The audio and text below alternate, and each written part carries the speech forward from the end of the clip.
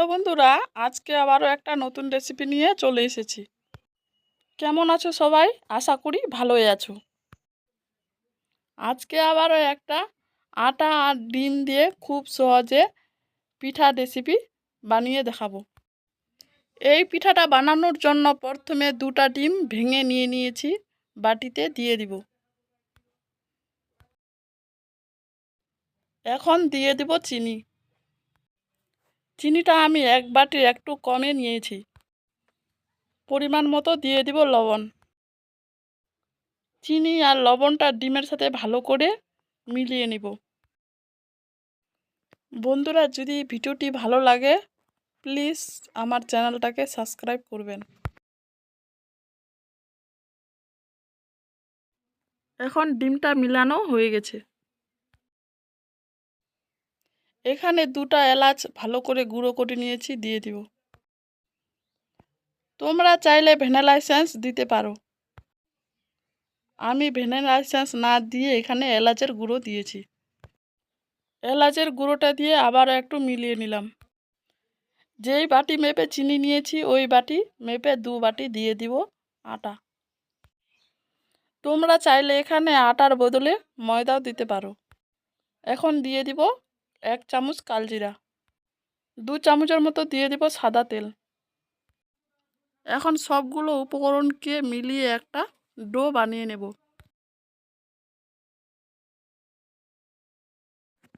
এখানে আমি 2 বাটি আটা নিয়েছি, যদি পরে লাগে তাহলে আরও দিব।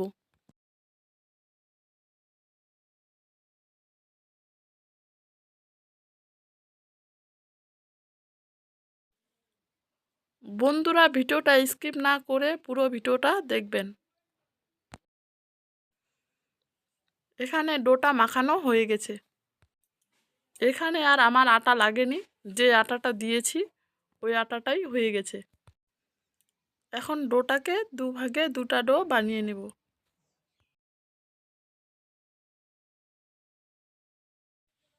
দুটা ডোই বানানো হয়ে গেছে। এখন একটা ডো নিয়ে রুটি বানিয়ে নেব। এখানে একটা ডো নিয়ে নিয়েছি, এখন রুটি বেলে নেব।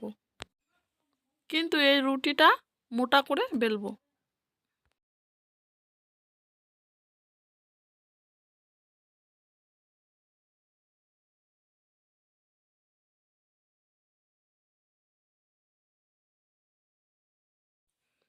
রুটিটা বানানো হয়ে গেছে। রুটিটা দেখিয়ে দিচ্ছি কতটা মোটা বানিয়েছি।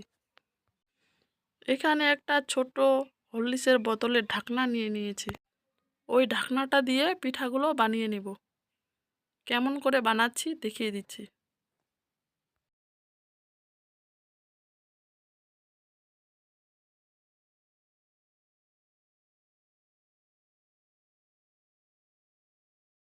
পিঠাটা কীরকম করে বানিয়েছি দেখিয়ে দিচ্ছি।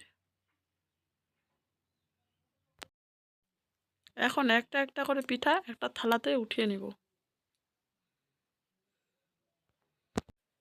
সবগুলো পিঠা বানিয়ে একটা থালাতে উঠিয়ে নিয়েছি। এখন পিঠাগুলো ভেজে নেব। পিঠাগুলো ভাজার জন্য কড়াইতে তেল দিয়ে তেলটাকে গরম করে নিয়েছি। এখন একটা একটা করে পিঠা দিয়ে দিব।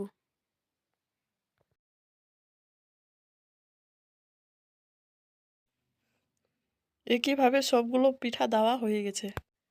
এখন পিঠাগুলোকে উল্টে দেব।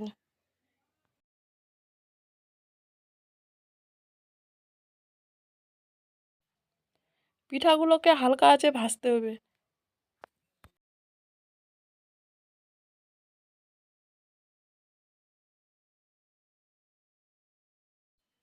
পিঠাগুলোকে হালকা আঁচে ভেজে নিয়েছি। এখন পিঠাগুলো ভাজা হয়ে গেছে, পিঠাগুলোকে উঠিয়ে নেব।